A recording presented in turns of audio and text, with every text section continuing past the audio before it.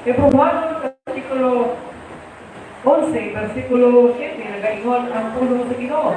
Tungod sa pagtungo si Noe na napasitaan siya sa Dios, may tungod sa mga hitabo nga wala pa makita.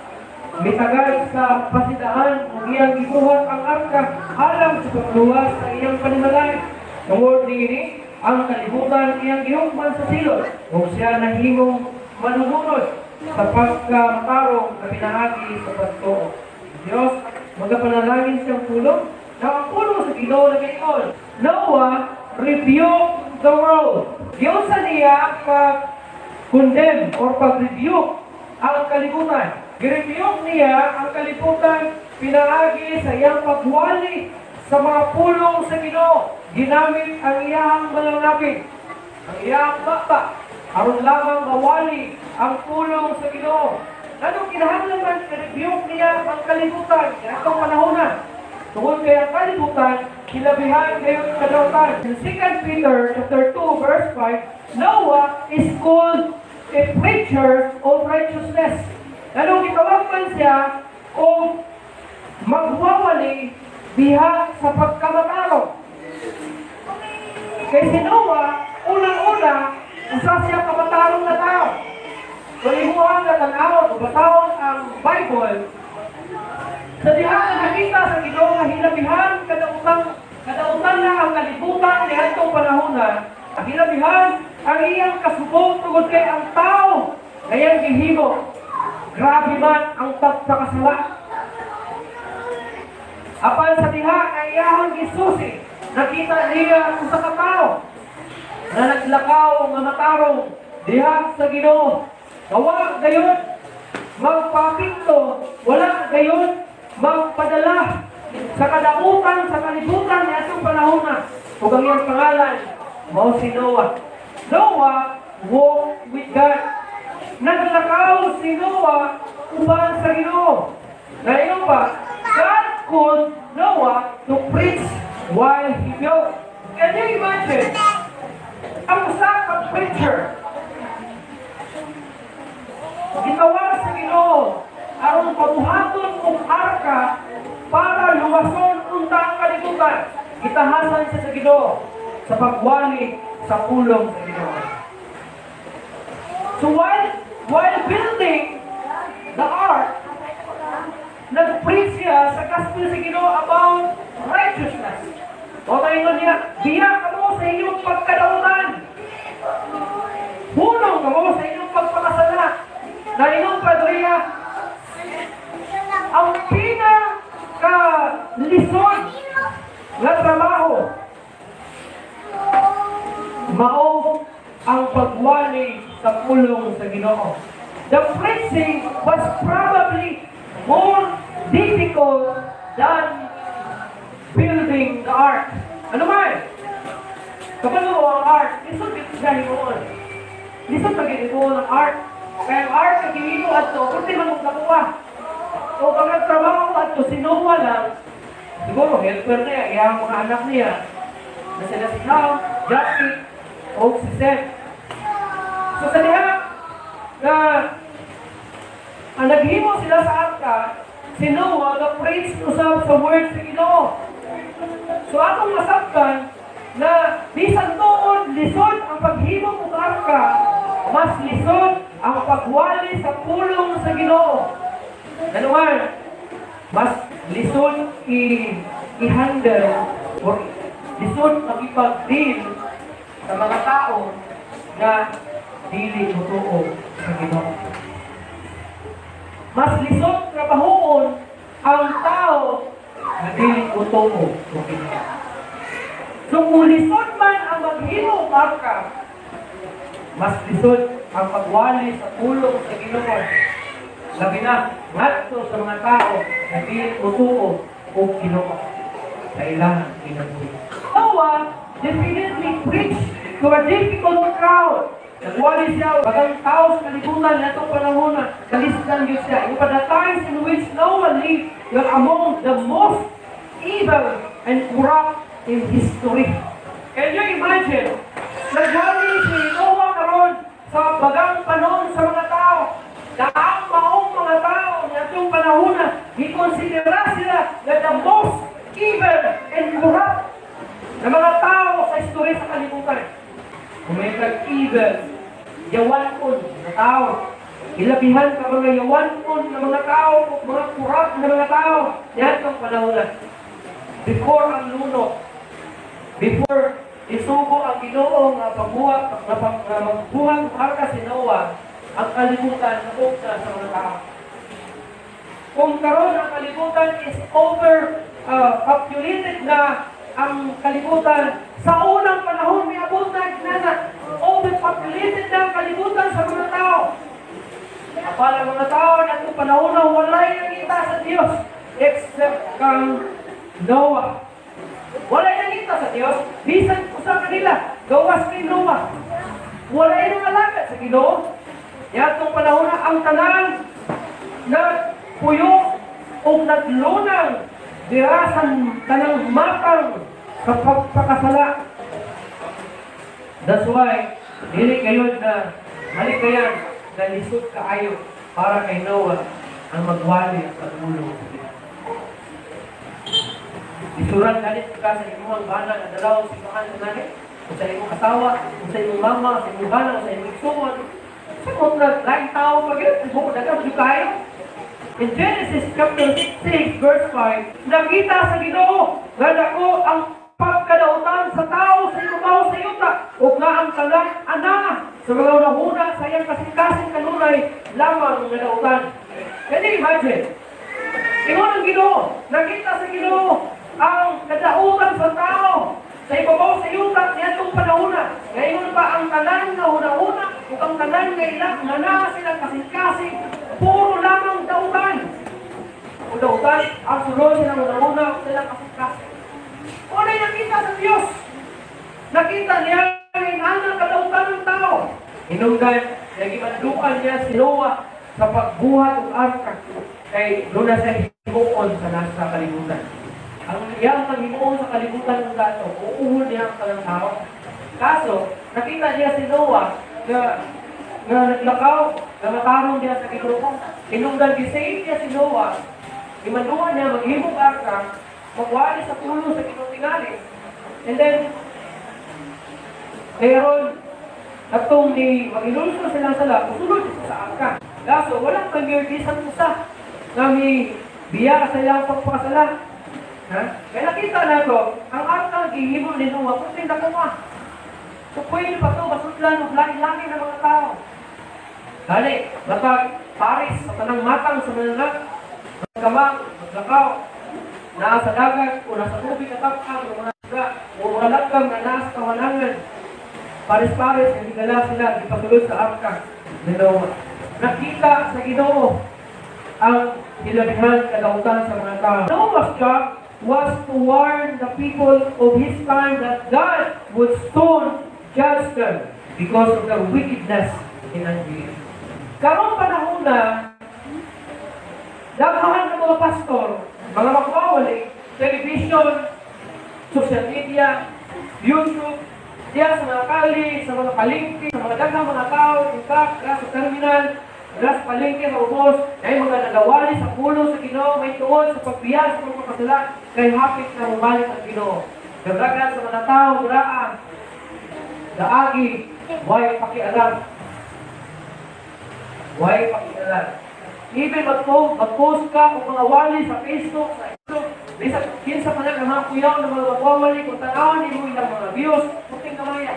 Kung magtanaw ka itong mga kamungang na isang post na, puting milyon-milyon ng mga nanaw. Yan ang di mo maunang-unaan. Yan ang di mo masabtan. Nagamay na yun. Ang nalitas sa Ginoo. Papagitan na doon ay nagwali, nulangan. Akian ba? Pero kung nakitaan ka nila, namurad na ikabuang, balikon. Tanaw yun sa itong kabuang. Inanak, kurap ang nauna sa tao. Inanak, kadautan ng tao. Hindi pa trabaho sa Ginoo, aron sa pag-warning sa mga tao niya itong panahon na. Nag-iingnan siya, iingnan niya ang mga tao. Mamuabot ang panahon. Nasilutan niya ang tanan ng mga dautan o dili ko to sa Ginoo. Karon dagan mga magwawali na ingon, hapit na mabalik ang Ginoo. Balik na mo sa Ginoo. Pagdagan sa mga tao, may pakialam. Diyan sa balay, mas pili ko ng barkada, pili ko ng kahilayan, at lang Domingo, naghubog, at lang Domingo, tuwas ng barkada, dahil lang Domingo, isang malimba, magaling upan, paggawas ng mahal, dito pagaling sa bungan, kinakapura kasing kaso sa tao. Malimba, mato simbahan, paggawas simbahan, dito sa inuman, dito sa bungan, ginadaan buhangin, dito kay habo. Tingala ang uban, ang customer sa sabungan, di ka mamunin ba? Matay. So, niapit o simbahan, kasi budak ako ito sabungan. Wala yung pinakalisod na trabaho ni ang taas. Nagihatag sa Ginoo kay Noah, niadong panahonan. Ezekiel chapter 3, verse 18 to 19. Kung ako moingon ngadto sa dautan, ikaw mamatay ngayon. Kung ikaw, wala maghatag kaniya ang pasidaan o magsulti sa pagbadlong sa dautan, gikan sa ginaan niyang dalan, aron pagluwas sa iyang kinabuhi, ang maong tao nga dautan namatay sa iyang kasalanan, apan ang iyang dugo, paninglon nako diya sa imong kamot. Apan kung ikaw, wag pasidaan sa dautan, o pinadiling mo biya sa iyang pagkadautan, o sa dautan niyang dalan, siya mamatay sa iyang kasalanan, apan ikaw, naluwas nimo ang imong kinabuhi. Isa may kingnan na rin, si Ezekiel. Si Prophet Ezekiel, kingnan sa Ginoo, pagwali sa pulong sa Ginoo, walihin ang mga dautan. Kaya kung di mo walihan, kung mamatay sila, tungkol sa ilang paglunang silang kasalanan, ang ilang dugo, paninglan niya sa iyo. Apan kung giwalihan mo sila, diya silang pagkadautan. Kung mamatay sila, ikaw, dili paninglan sa ilang dugo. Mana kung ikaw Kristohanon, nakay ay balungan, yung bana, yung asawa, yung mama, yung papa, walihin sa kamatuoran, sultihin sa kamatuoran. Kay, base dugay na kong puyog diya sa balay. Wajib ka kasugilon sa iya, may tungod sa mga warning sa Ginoo, may tungod sa kaluwasan, may tungod sa sangkutan, sa pagpatuyang, sa pagkadautan. O kung mamatay ka na siya, nadugay na ibang ikauban niya sa kanimalay, posible, paninglan ka. Kaya, utang kung ka, wala man mo na sa siri sa pulo.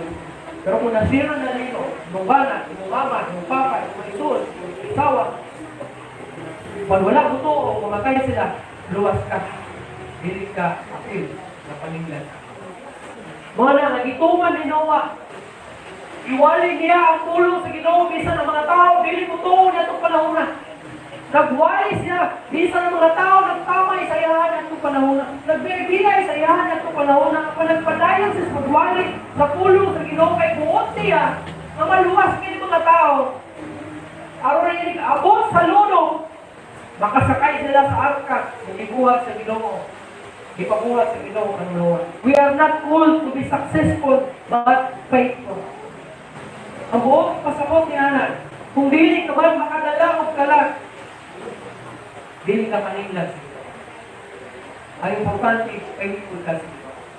Nag-share ka sa word sa Ginoo. Kung hindi man na siya madala, wala ka na ilabot ni Anan. Ang importante, nag-share ka sa word sa Ginoo. Sa yung istorya ni Apollos o ni Pablo. Si Apollo ang nagtanong, si Pablo ang nagtisgis, pero ang Diyos ang nagpaturo. Hinaan kasi. Pag-abot sa soul winning. Pag-abot sa soul winning. Nag-share man ka sa word sa Ginoo. Want to man sa simbahan o i-disciple man dito sa kumahagi sa pag-justice. Pero ang pagpaturuan na, iya sa Ginoo. Ang importante, nakashare ka sa word sa Ginoo. Tanawa si Moses. Noah's 120 years of preaching did not bring him any converts, but he was faithful. Nagwalis na sa pulong sa Ginoo. But bisan usap, wala siya nadala na convert. But consider siya a faithful. Ano naman? Bisan wala siya kadala, nagwalis na siya sa pulong sa Ginoo. Paman siya buulong, magwalis sa pulong sa Ginoo, bisan wala siya dala, bisan usap. In fact, pagsakay niya o barka, isang amay dimulong sa iya, yung asawa. Yung tulong ka anak na lalaki, si Jackie, kung ang ilang mga asawa, baka may isakay sa arka ni Noah. Sa arka yung pahimos sa Ginoo, kaya walay non-believer, walay unbeliever. Namikuyog sa iya, bisa nagwali siya 400 years. May tuon sa silong sa Ginoo, ngayang magahimon, hindi sila mabiyak, silang pagkanutan. Nagwali siya, may tuon sa luno, ang maabot. Nagwali siya na pagkat dunumon sa Ginoo ang kalimutan, pinahagi sa tubig. Pero walay ituong sa iya. Wala karon, magwali sa ulo sa Ginoo, dili na kakilaan, kung anong mga matabot na galing sa word sa Ginoo, kamay kita maginaw. Malive man, kung social media, kamera na napakalimong sa ulo. At kung ka sa ukos, nagbawalan din ka sa ukos, maminaw ka, mag-observe ka sa inang mo. Halos, anong maanhag pagkara, bakit anak ko nga nagwali manig, mapalitaan mo. Wala mag-iwig, naminaw, aninaw. Mamuhunong ang lang yung naminaw. Sige lang ang activity. Lakaw, pero walis. Pero siya, hindi rin sa walis sa pulo. Pero kung nagkalitok pa ko siya, hunong mo ba? Lakaw, ang tumbling, yung majipan, hunong ito. So may wali na sa pulo sa Ginoo. Ginais na sa mga tao. Wala, tayo masuko ka. Na, grabe ang tao. Mga magwawali ng warning, hapit na mabalik ng Ginoo, yung wala dito, hapit na mabalik ng Ginoo. Magwali ka na sa gawas, magwali ka sa mga sinig, kasi wala na mayon ka.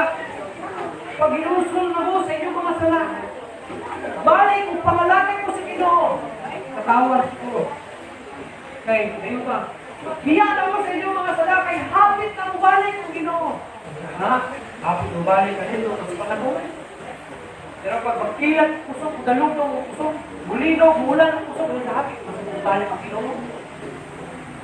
Ngayon na yun, hapit ang balik ang Ginoo, pagkana, ang lamang ka, ang balik ng Ginoo. Noah prays with his life. Ganina, nagwali sa pulo sa Ginoo using his lips. Karon, nagwali siya sa pulo sa Ginoo, pinaagi sa iyang kinabuhi. At pangutana, makawali kay ka sa pulo sa Ginoo, pinaagi sa itong kinabuhi, makawali ko eh. Likod ka makawali. Kung ang imong kinabuhi sa lawayon, makawali ka. Hindi ka makawali. Restuhanon ka, pero yung kinabuhi kay, alam, matang sa kahilayan, yung kinabuhi. Mag-explain ka, makawali ang kinabuhi. Dili. Pero, dapat punta, kay Kristohanon ka, ang imong kinabuhi, makawali sa pulo sa Ginoo. Bisan dili mo ka, ang imong mga lips, makawali sa pulo sa Ginoo, pinahagi sa Ginoo ang kinabuhi. Kung yun sa nimo, pag kinabuhi. Against that wicked, cruel, and dark world, Noah's life and testimony shine in glistening condemnation. Kasi pasabot, batok daw sa dautan, sa tig-up o bangit-ngit na kalimutan, ang kinabuhi ni Noah, nag-shine, nag-hilak-hilak, nag-sitlak-sitlak. Kumusta yung kinabuhi? Nagsitlak ba yung kinabuhi sa kalimutan? Na bangit-ngit? Kung kauman ba niyo yung mga barkada kanyato nga na kining mga kalahubog, kung sila wala yung kinabuhi at tubangan sila, kung pagkabot sila nga tubangan, pag tagayan ka, mukhang ka. Manginawag ko, na karon, naubiyak ka sa iyong barkada, kung pumabalik ka sa ila, manginawag mo nga musitla ka. Diha sa ila na nabimala. Si Noah, ang kalimutan niya itong panahon, kilabihan ang kalauman, mangit-ngit ang kalimutan, kilabihan, kagit-an ang kalimutan niya itong panahon. Pero ang kinabuhi ni Noah, nagasidlak-sidlak, nagagilak-gilak daw bulawan. Buot pa sa mga isang git-git, na-identify siya, nakita siya, naibaluan siya, na siya Kristohanon. Wala kung Kristohanon ka, dapat kusidlak ka. Naabag ka sa ngit-ngit na kalimutan. Nautan man, hindi mo palibot, nakita man yung mga tao na bisyoso, sukaron, mga kamilayan na pinahimok. Pero kung hindi nakailagaw, Ginoo, nakasabot ka, dapat musidlak ang imong kinabuhi. Diya, tubangan sa ila. Hindi kayo mapalong. Kristohanon ka, sulong simbahan, kapag sa gawas, mapalong ang musugat. Kung tawa ko sa klase ng Kristohanon ka, kung nanay. Kung sa klase ka ng Kristohanon, kung inanay mo kinabuhi. Namusidlak ka, sulong sa simbahan. mo kahayag. Kaya mapil naman ka rin sa ilang kalimutan. Dapat, ang usa ka karnero, doon ko sa mga kanding, mailan siya ng karnero. Dili kay mailan siya ng kanding ko. Dili kay, dato ka simbahan, kurang ipilot ng sungay, na magawas yung imo, nung ituloy ng balik. Why ka usapan. Ang imo pa daw, kinabayo pa, the man of faith rebukes the world just by his living. Ang tao, na puno sa pagtungo sa Ginoo, ipadlong niya ang kalibutan, pinaagi sa iyang pagkinabuhi.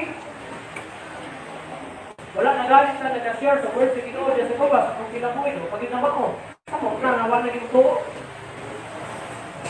Kung wala ka lang ka nag-share sa word sa Ginoo diyan sa gawas, at least man lang ang imong kinabuhi, makashare diyan sa gawas, makapadlong sa kalibutan na dili mawang klase sa kinabuhi. Ha? Subo, kawalanduan. Wala na galing ka, nakashare sa word sa Ginoo. Ang imong kinabuhi, pagkuhaan, maayon ang kalatinan, imong nakristuhan. Ibig ang imong mama, imong papa, imong bana, imong asawa, imong maison, malangit, may inferno na hinoon. Ibig sa, simba-simba na sa yuhong umanabako. Inalunan ko Ginoo, parang inferno na napakapos ko na. Ang ginugdan, inapanlunan sa imo.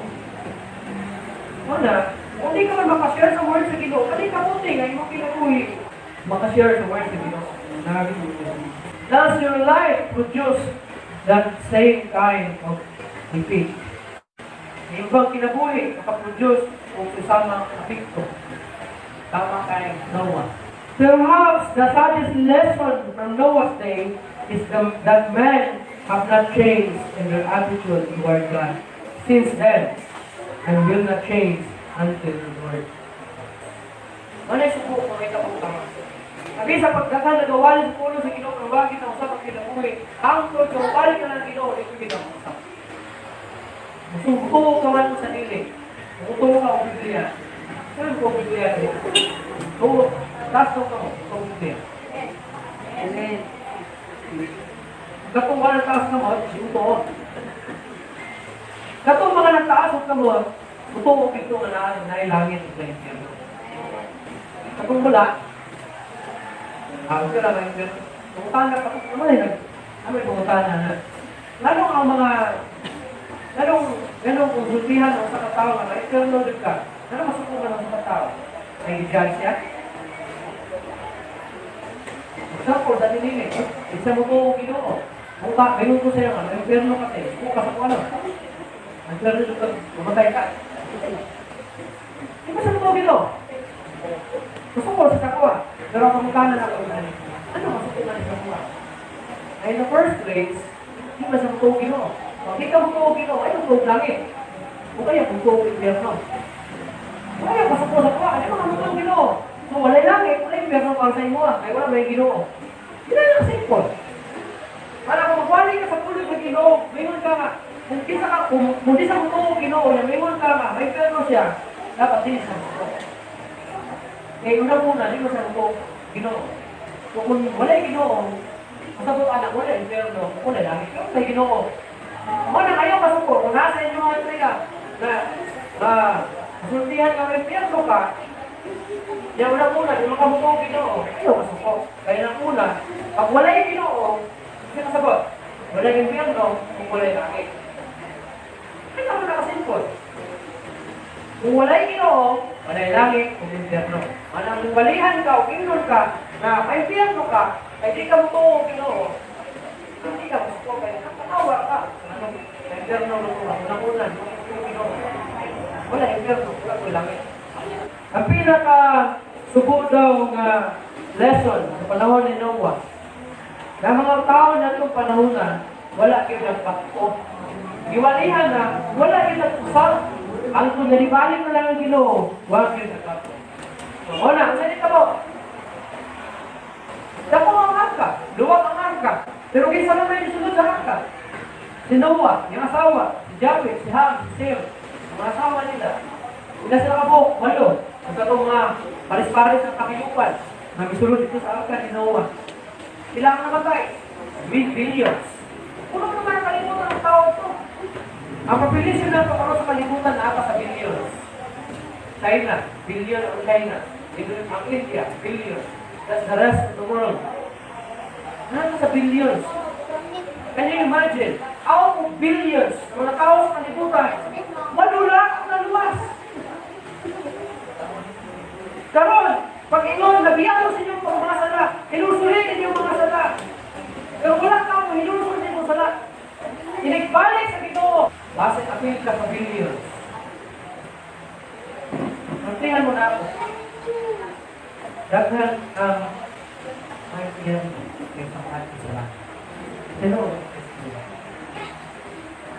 Ano ba yung Ginoo? Walay ko sa may balita na sa ibang kalimutan.